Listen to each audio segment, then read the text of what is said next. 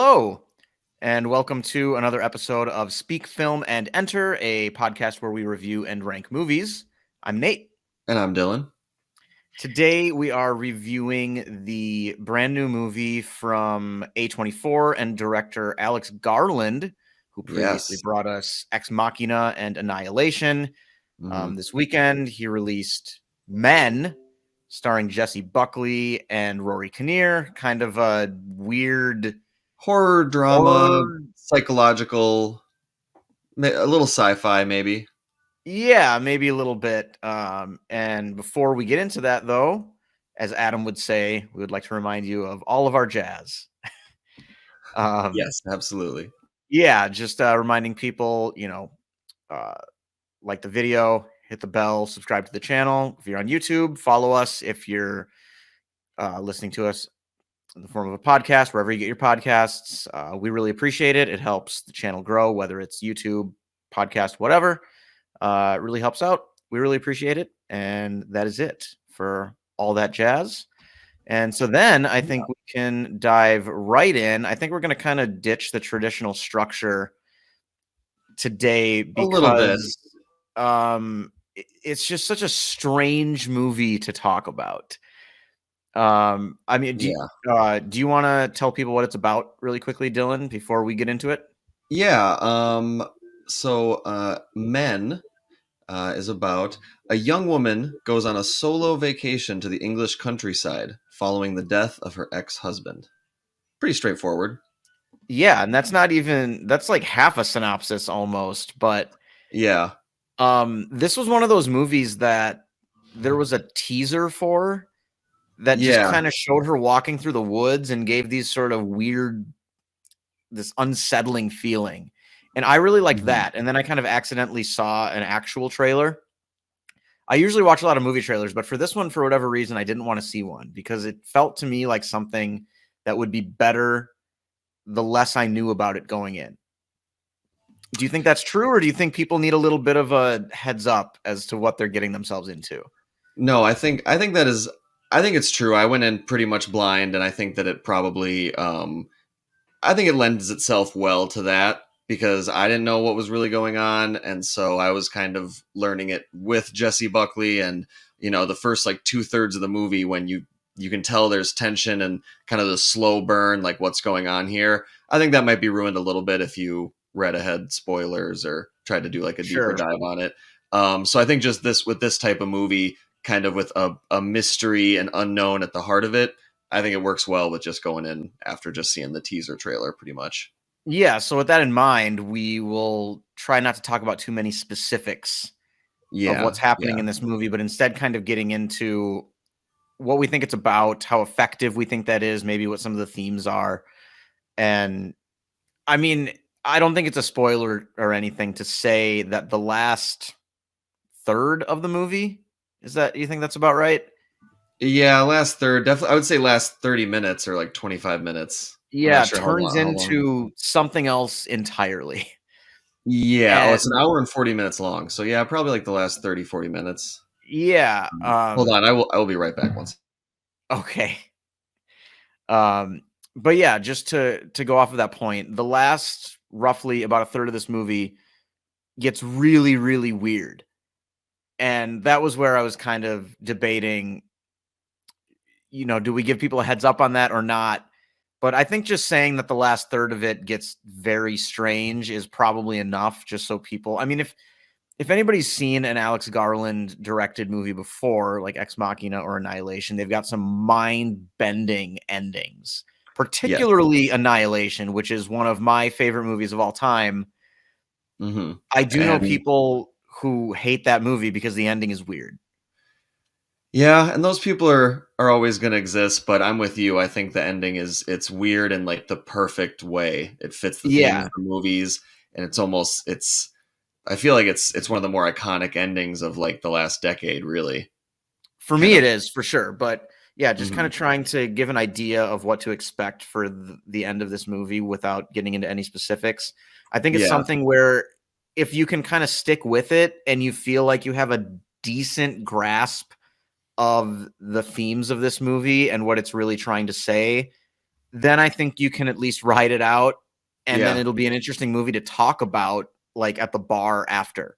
This is one of those. It's Yes. going to have a lot of interpretations. Some people are going to hate this movie. That's just a fact. I got the impression that some of the people in the theater that we were in did not like the movie. And Yeah, like although that the felt like, tone. because their comments made me wonder if they knew at all what this was about. Yeah, fair enough. They felt, it felt to me like they were in the wrong theater. Yeah. Like, but yeah, not to dive into their Mhm. weird conversation after the movie, But but I think the ending is going to be polarizing. absolutely. And there's a lot to dissect and a lot to talk about. We went to the bar and talked about it for a good like 30 minutes after the movie Yeah. ended, just to wrap our heads around what we had seen. Mhm. Um, and so I think we've given a decent enough idea that the end is weird and strange, and some people aren't going to like it. Some people I think will like it, and a Yep. lot of people will kind of fall in the middle of like, what was that? Mhm. Let me think about it for a while and decide if I like it. And we should say we just saw this like 2 hours ago. Yes, So this is almost a immediate reaction here. yeah, our thoughts on this are really fresh and probably not fully formed, which is why we probably also haven't like gotten into too many details of this, Yeah, I think because I think we're gonna give a score at the end of this review as we always do. But just keep in mind that the ending's weird and open to interpretation, and we still at least myself, I still don't fully know how I feel about this.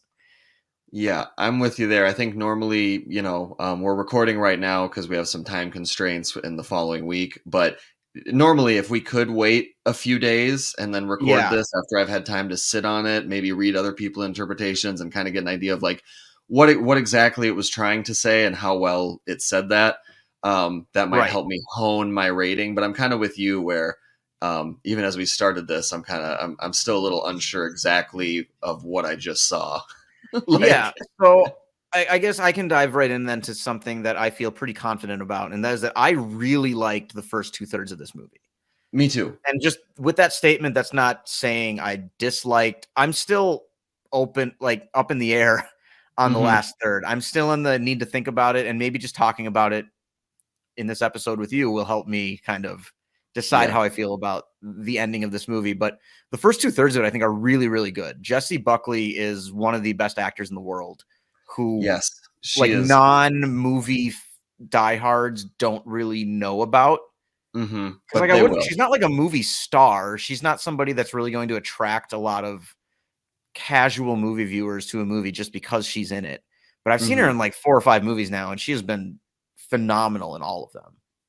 Yeah, I mean, if you could buy stock in upcoming actors, I'd drop a pretty penny on Jessie Buckley because I feel like she is definitely going places. She just is on a roll. The last, like you said, 4 movies that I've seen her in were all fantastic, and her performance is definitely one of the strengths of this movie. And like 2/3, like you had mentioned, I think the first 2/3, when the tension is building, things are getting a little darker and creepier, and we're not sure what's going on, but she is trying to like keep a grip on everything. Like the pieces were in place where I was really like all in, and a lot of that had to do with her and then Rory Kinnear, who's the Yeah. other lead. There's only four. There's only 4 actors in this whole movie. Yeah, Rory Which is Kinnear fascinating. plays every man in this village that she's staying in. Yes. So she's renting out after the tragedy or the divorce separation. I can't even remember what the synopsis said. I don't really want to spoil anything, but Yeah. After what is it?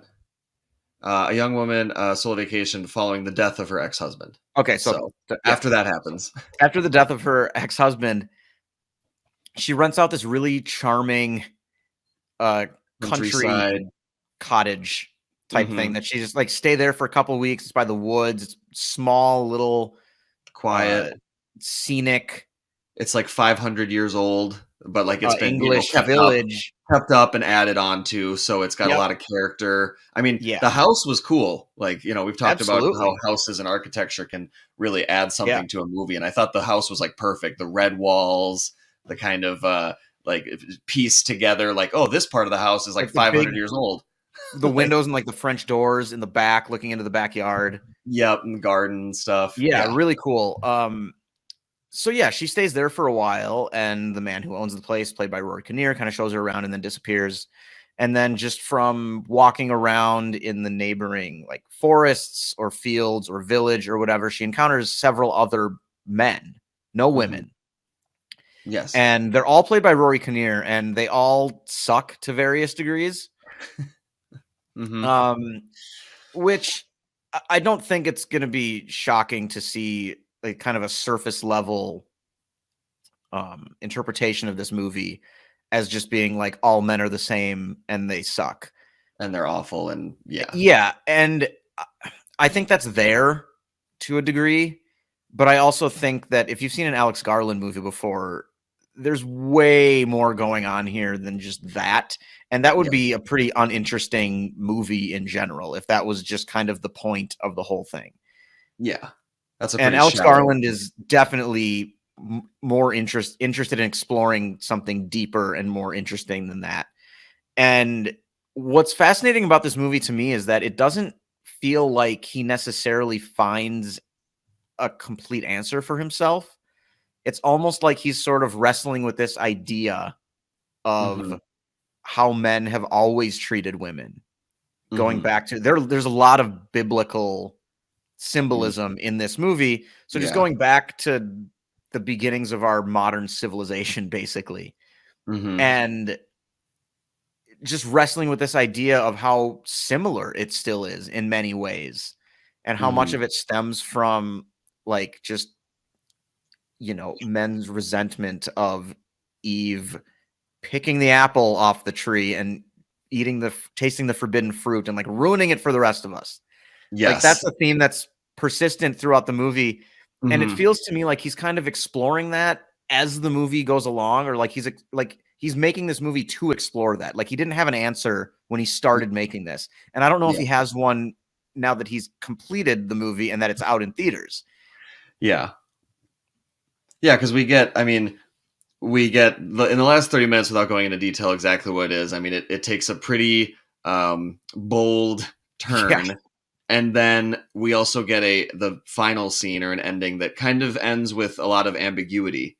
So, obviously, that can rub some people the wrong way just on its face, just movies that lean into ambiguity and not having a clear-cut right and wrong. I mean, that's been right. a theme, and that's been some of our favorite movies of the last 5 years, but some people don't like those movies. If you're one of those people, you're definitely not going to like this. If you are one of those people like us, I still don't know how I feel about it. Right. And I do think it was interesting that when we left the theater and we started talking about it, you were kind of trying to figure out like more literally what he was hinting at happened in the story. Hmm. And I even kind of mentioned how I didn't really care Yeah. about that. I was more interested in trying to decipher what his point was Hmm. and how the characters kind of resolved things, or whether or not it was like real or maybe in a character's head, certain types of things. Those in a movie like this don't necessarily matter to me, whether it's Hmm. real or not. It's just kind Hmm. of like, what is he getting at and how effective is this sequence at getting us there? And that's where I struggle a little bit, is because I don't feel like he has an answer to that either. Yeah. And I Yeah. do think that's a little bit of a weakness in the movie. The only other thing that like really for sure bothered me was that there's a one of the male characters that Rory Kinnear plays is like a child, and they do Yeah. some facial de-aging CGI that I CGI. thought was really bad Yeah, and and especially because very off-putting. at this point we've already caught on to the idea that every guy in the village is played by the same actor. So then when Yeah, we meet a kid, the audience knows like, oh, how are they going to pull this off? So the audience like it just didn't work because it was so obvious and like not super well done, but just like I don't know.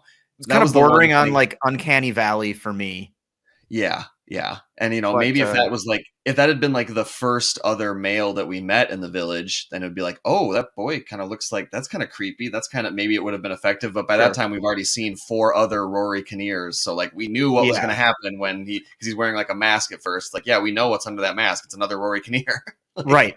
but this time it's a weirdly creepy like 14-year-old one. Yeah, it was strange. Um Is there Yeah. anything else? Go Well, ahead. there's also in the end, towards the end, it does get shockingly gory. Or at Yeah, least I mean, like, that's the next thing I was gonna get into is, like, kind of the horror elements of this. It doesn't yeah. feel like the type of horror movie that's gonna satisfy, like, your fans of X Hmm.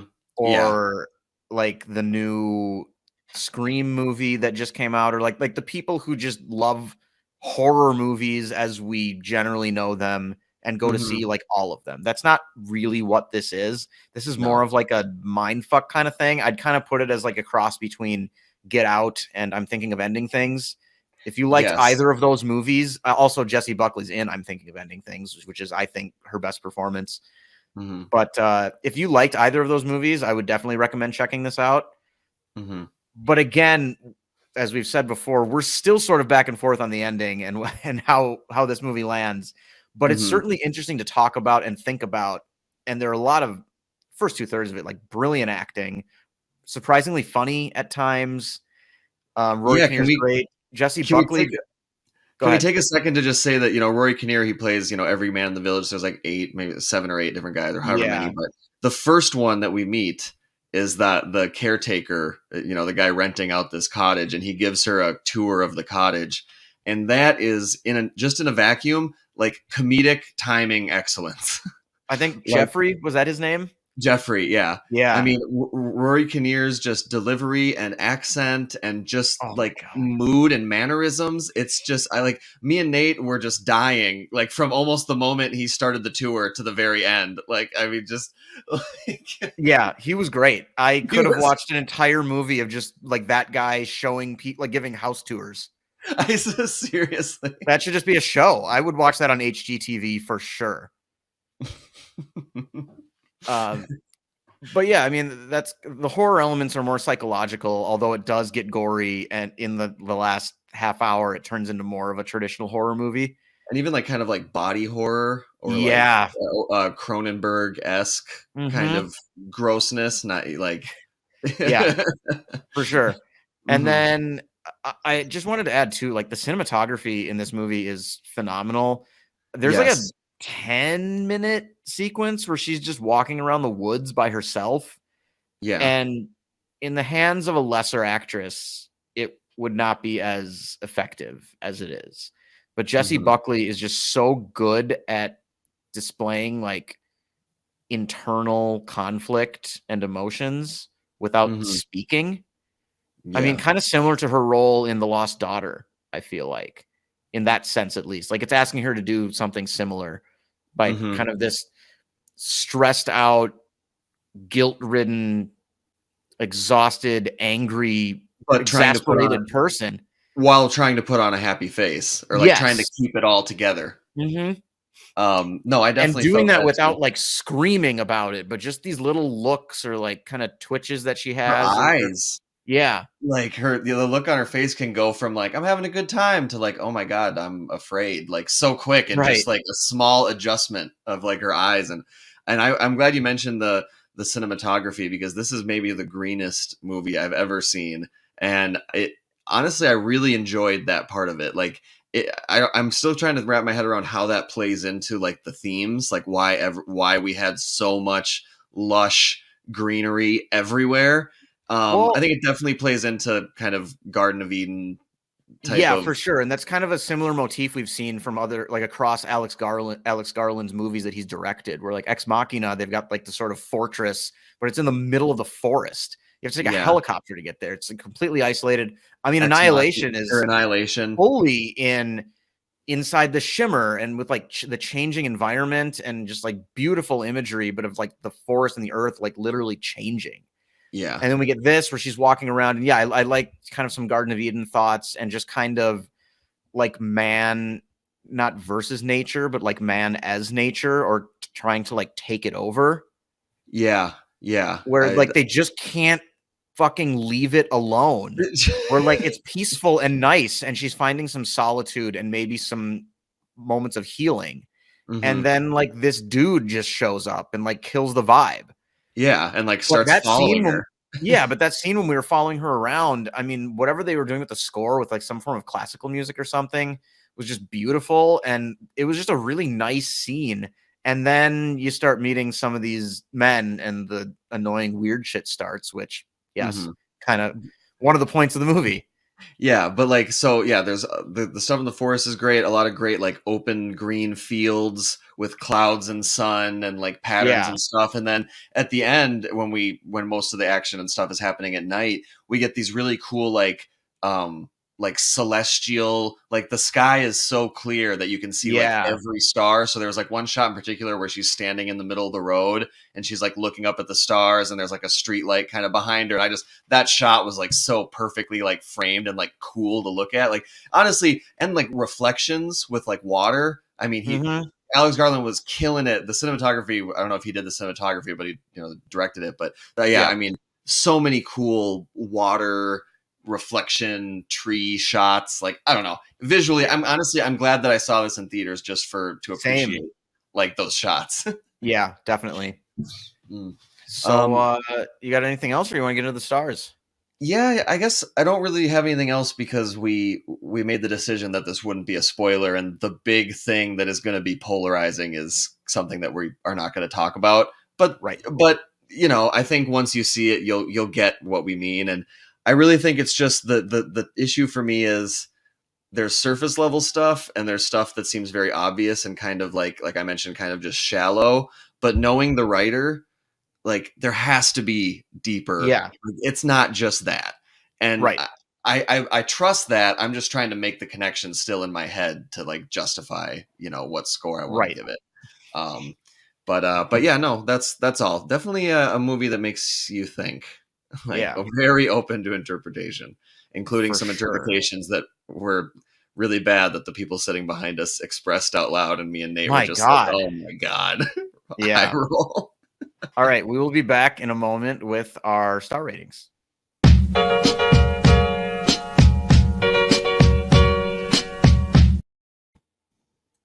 Okay, you want to go first, or you want me to? Yeah, I'll go first. Okay. I'm going to give this a 3.5. The first two, it kind of really went down as the movie went on. Like 30 minutes in, I was like, honestly, I'm loving everything here. And then 2/3 of the way in, I was like, okay, yeah, like it's weird, but I think that it's going someplace, and like I'm in it. And then that ending was so shocking and like visceral, and like, it's just, you really do have to kind of try to wrap your head around it. So it's like, how I feel now is almost like if the very first time that I saw Annihilation, I went and did a review like an hour afterwards, I'd be like, well, I don't have time to wrap my head around that ending. And I kind of feel like that right now. But yeah, it went from like a 4.5, 5 to a solid 4. And then in the last 30 minutes, it did drop down to a 3.5, maybe even a 3. But talking with you afterwards, I think it's smarter than people are getting, but I think that one thing in particular is turning a lot of people off, and I think so too. In a lot of low ratings. So I'm just going to give it a 3.5 for now. Probably won't go see it again in theaters, but when it does drop on streaming, I'm willing to give it another chance, knowing where it ends up, re-examining it. But 3.5 out of 5 for now. All right. Well, I am also going to give this a 3.5, with kind of the caveat that when I rewatch this, it could go up to a 4 or down to a 2. Right? That's what I was saying. If I decide that the ending like straight up doesn't work, then it's going to go way down. If I decide the ending is like really good and really smart and I get it or something, then it'll go up. But I like the first 2/3 of this movie so much. And just because, I was kind of at a 4 about 2/3 of the way through. And then I'm dropping it down to just to a 3.5 though, because I still just don't really know. I agree. And that's not a good thing to not know right away, but it's also not necessarily a deal breaker. Like you said, sometimes we just need to think about a movie a little bit longer. Like my opinion of The Northman increased significantly like 24 hours after seeing it. Like I just kept thinking about it and it got better and better in my head.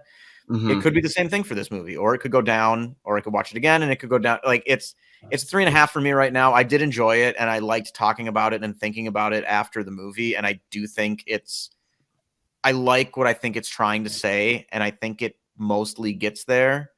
But a rewatch it, I might think something completely differently. So it's kind of a Yeah, loose and 3.5. Like I don't feel very like I have a strong grasp on this yet.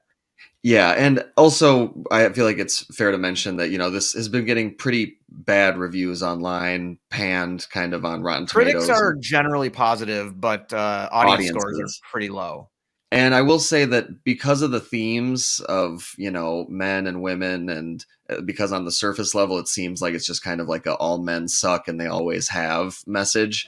I think that in a way, this movie is kind of political just with our current climate. Yeah. Like, I think there's definitely a whole segment of the country that just is never going to fuck with this movie at all, or mess with this movie at Yeah. all. Like but I also think, I don't know. It's just so hard to. I can't believe that Alex Garland would just put out a superficial, No, he super wouldn't. shallow. He wouldn't. So I can't see that. So Right. all right. So 3.5 from us both. We're both still trying to wrap our heads around it.